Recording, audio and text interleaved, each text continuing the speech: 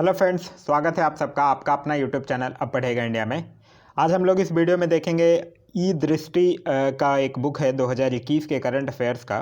उस बुक से हम लोग देखेंगे प्रैक्टिस सेट नंबर 1।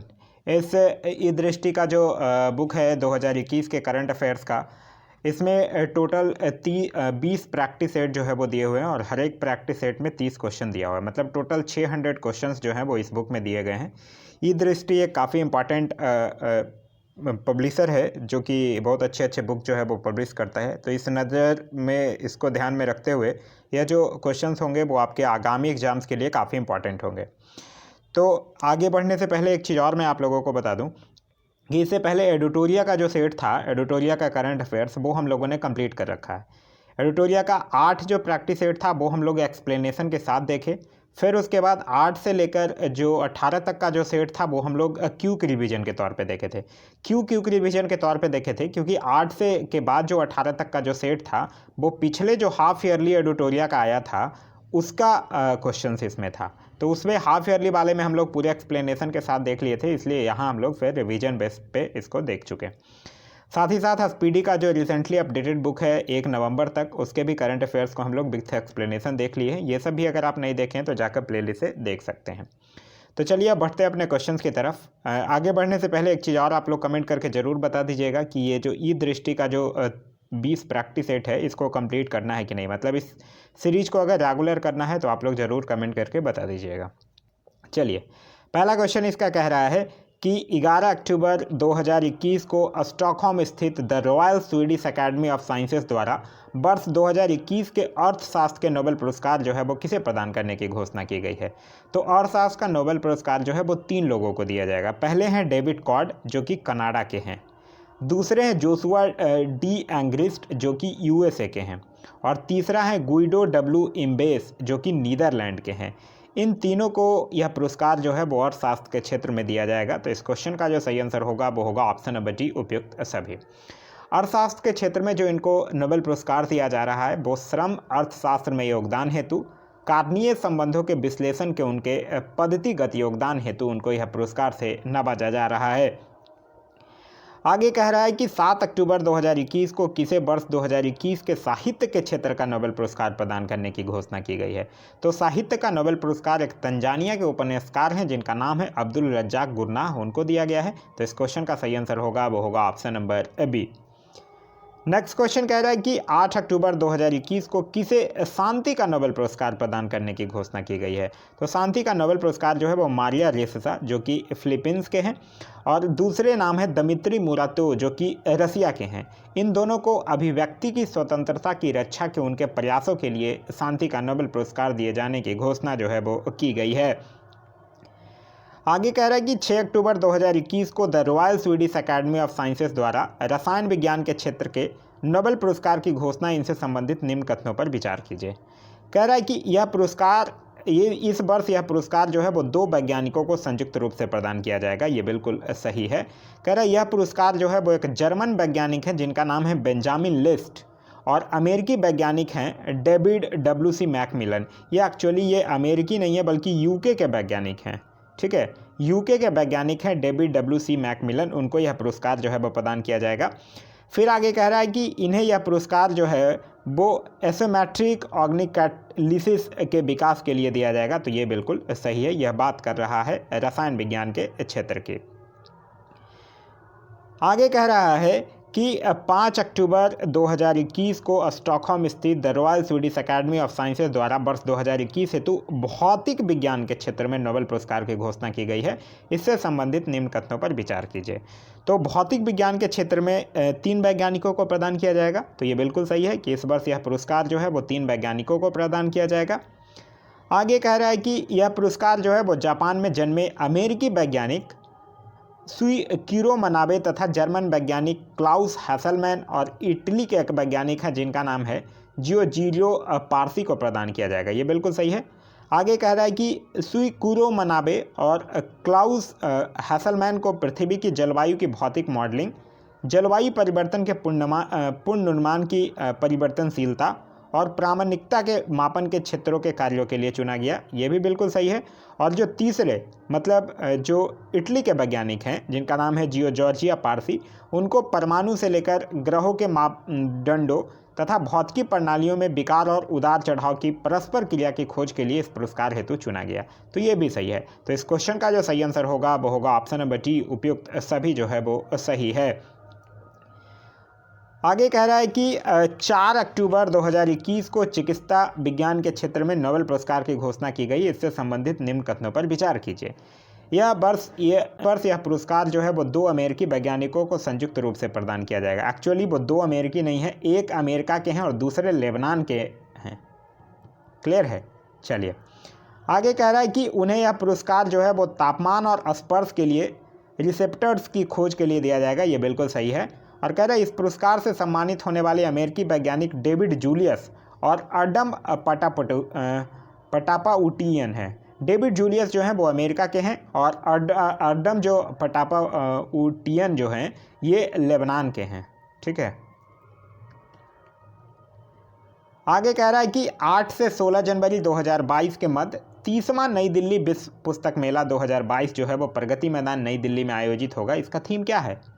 तो 2022 में जो 30वां नई दिल्ली में विश्व पुस्तक मेला 2022 का आयोजन होगा, इसका थीम है आज़ादी का अमृत महोत्सव।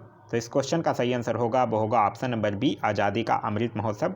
ध्यान रखिएगा जो विश्व पुस्तक मेला 2022 होगा उसमें जो अतिथि देश होगा वो फ्रांस होगा। क्लियर है? और यह मेला जो है वो सबसे पहले 1972 में आयोजित किया गया था, ये भी याद रखिएगा। तो सबसे पहले तो याद रखिएगा ये आयोजन कहाँ होगा? दिल्ली के गांधी मैदान में होगा, प्रगति मैदान में होगा। कौन सा संस्करण है? तो 30वां संस्करण है। थीम क्या होगा? तो आज़ादी का अमृत महोत्सव होगा।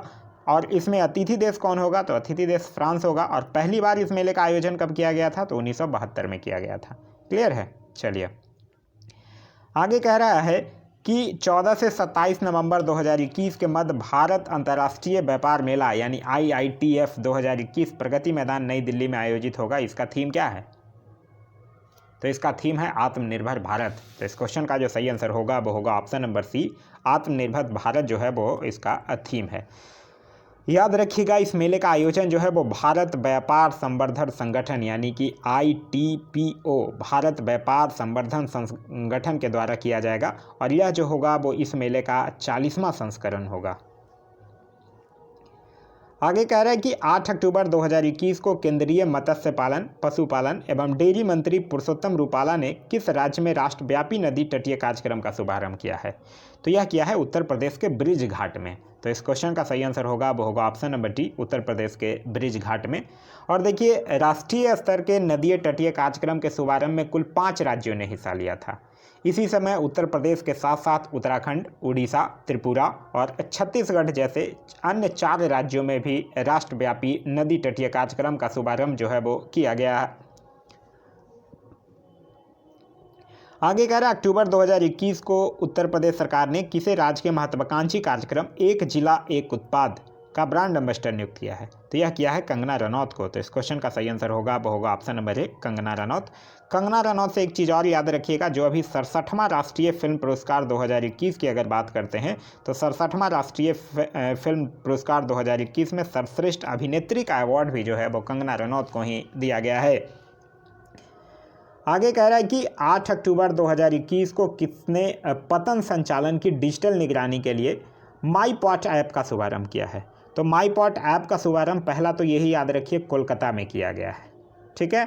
और ये क्यों किया गया है? पॉट संचालन की डिजिटल निगरानी के लिए किया गया है। और किनके द्वारा किया गया है? जो जहाज रानी जलमार्ग एवं आयुष मंत्री हैं, उनका नाम है सर्बानंद सोनोवाल। तो इस क्वेश्चन का सही आंसर है option number C, Sarbananda Sonowal. आगे कह रहा है कि विश्व कपास दिवस कब मनाया जाता है? तो विश्व कपास दिवस जो है वो 7 अक्टूबर को मनाया जाता है। तो इस क्वेश्चन का सही आंसर होगा वो होगा ऑप्शन नंबर ए, 7 अक्टूबर। 2 अक्टूबर की बात करते हैं तो 2 अक्टूबर से आप लोग भली भांति परिचित होंगे, इस दिन अहिंसा दिवस मनाया जाता है। और 11 अक्टूबर को भी पता होगा आप लोगों को, इस दिन अंतर्राष्ट्रीय बालिका दिवस मनाया जाता है।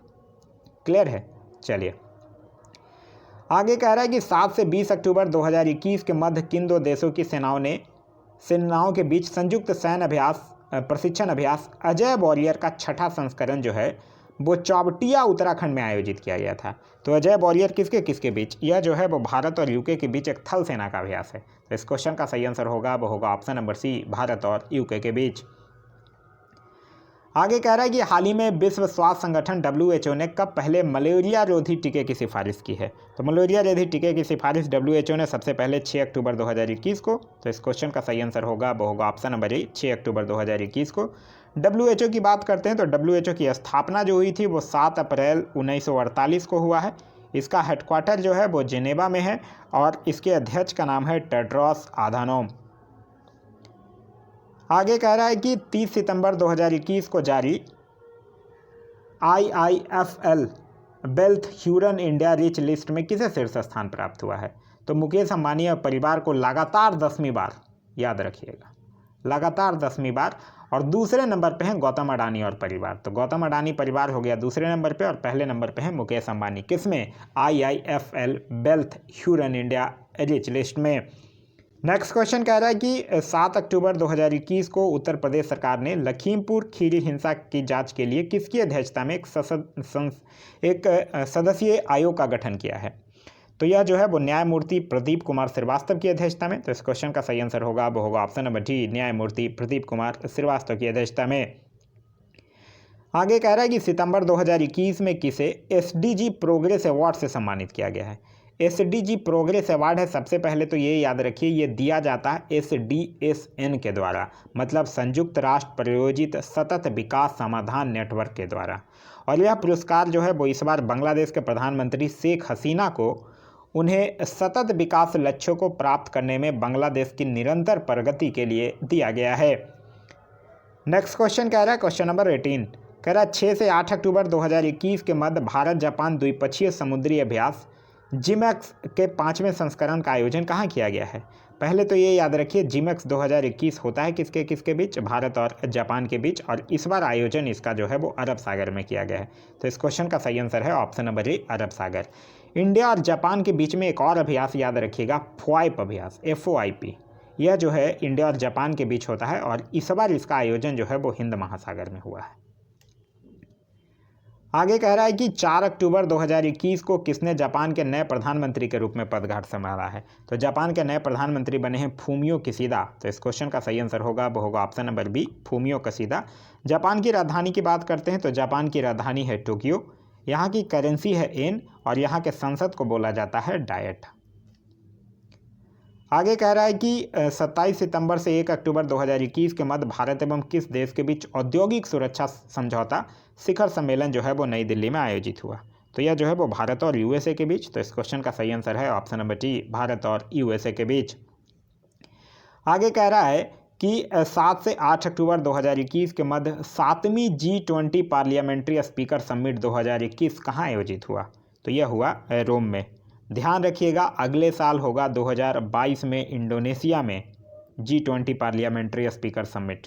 ठीक है, G20 शिखर सम्मेलन अगले साल इंडोनेशिया में होगा 2022 में।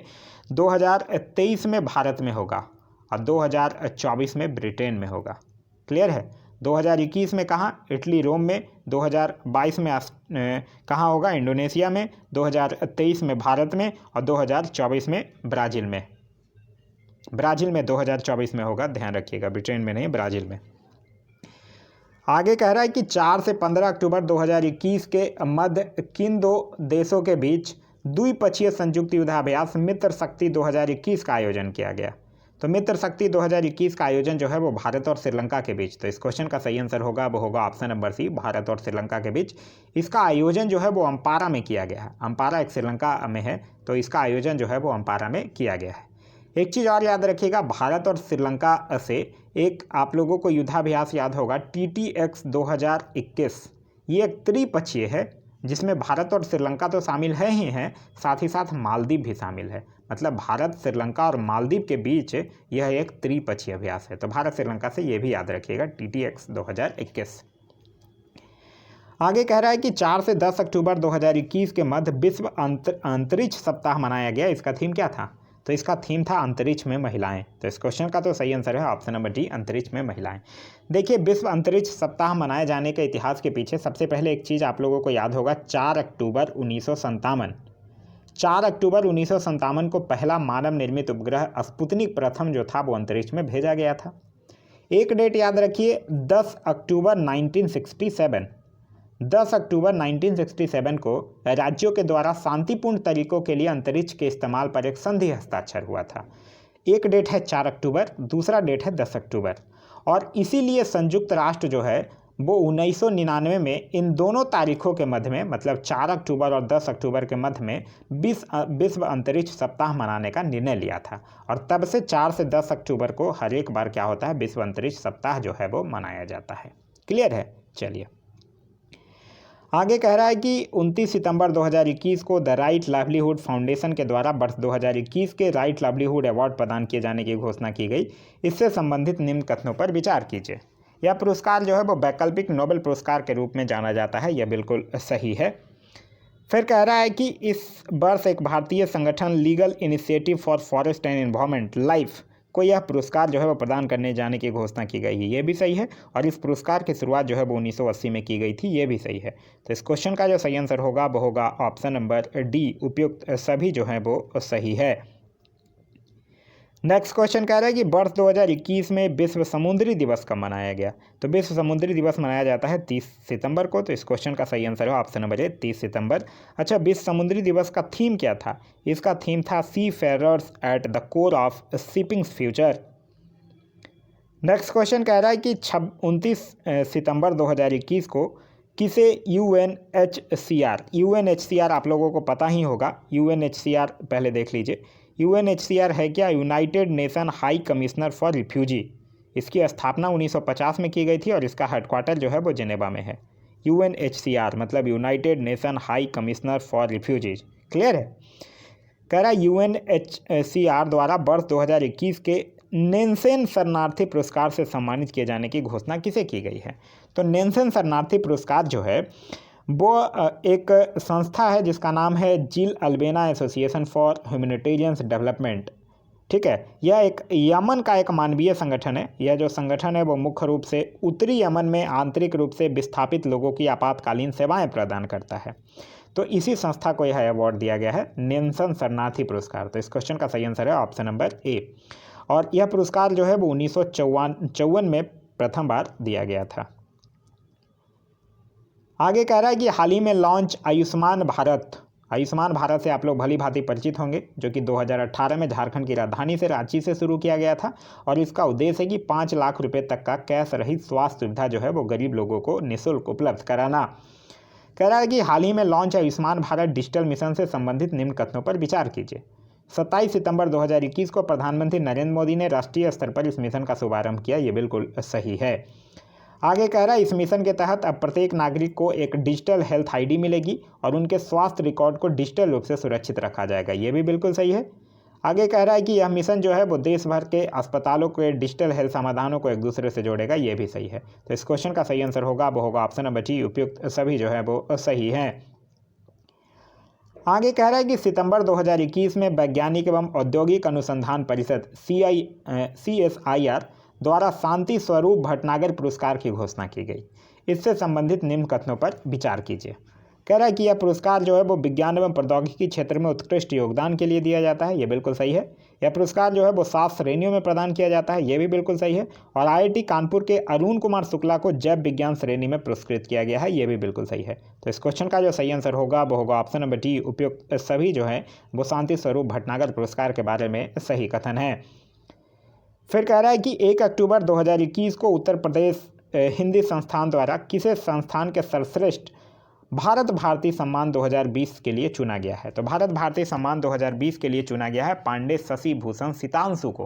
तो इस क्वेश्चन का सही आंसर होगा वो होगा option number A, Pandey Shashi Bhushan Sitanshu को। इस सम्मान से सम्मानित साहित्यकार को 8 लाख रुपए की राशि, प्रशस्ति पत्र और स्मृति चिन्ह जो है वो प्रदान किया जाता है। नेक्स्ट क्वेश्चन कह रहा है कि 30 सितंबर 2021 को US इंडिया बिजनेस काउंसिल ने किन 2 भारतीय कारोबारियों को ग्लोबल लीडरशिप अवार्ड प्रदान किए जाने की घोषणा किया है? पहले तो ये जान लीजिए, ग्लोबल लीडरशिप अवार्ड जो होता है वो अमेरिका और भारत के शीर्ष कॉरपोरेट अधिकारियों को दिया जाता है, जिन्होंने देश के बीच रणनीतिक एवं आर्थिक साझेदारी को आगे बढ़ाने में अहम भूमिका निभाई है। इस बार दिया गया है शिव नाडर और मल्लिका श्रीनिवासन को। शिव नाडर कौन है, आप लोग परिचित होंगे इनके नाम से। ये HCL टेक्नोलॉजी के संस्थापक हैं, ठीक है। और मल्लिका श्रीनिवासन जो हैं ये tractors and farm equipments limited के चेयरमैन हैं। तो इन्हीं लोग दोनों को इस बार ग्लोबल लीडरशिप अवार्ड जो है वो प्रदान किए जाने की घोषणा किया गया है। तो यह था हमारा आज का वीडियो। आज का वीडियो आप लोगों को कैसा लगा कमेंट करके ज़रूर बताइएगा। साथ ही साथ इस बुक में 20 प्रैक्टिस सेट दिए हैं और हर एक प्रैक्टिस सेट में 30 क्वेश्चन हैं। तो इसको कंटिन्यू करना है कि नहीं, आप लोग कमेंट करके ज़रूर बता दीजिएगा। इससे पहले हम लोग एडिटोरिया के प्रैक्टिस सेट और स्पीडी के प्रैक्टिस सेट, ये दोनों प्रैक्टिस सेट जो है वो हम लोगों ने करंट अफेयर्स के ख़त्म कर रखे हैं। तो ये वीडियो आप लोगों को कैसा लगा एक लाइक ज़रूर कर दीजिएगा। अगर अच्छा लगा तो वीडियो पसंद आया तो अपने दोस्तों के साथ शेयर करना ना भूलें। अभी तक आप इस चैनल पर नए हैं या चैनल को सब्सक्राइब नहीं किए हैं तो चैनल को सब्सक्राइब कर लीजिए और साथ ही साथ बेल आइकन दबा लीजिए ताकि हमारे सारे वीडियो के नोटिफिकेशन जो हैं वो आपको मिलते रहें। Thanks for watching.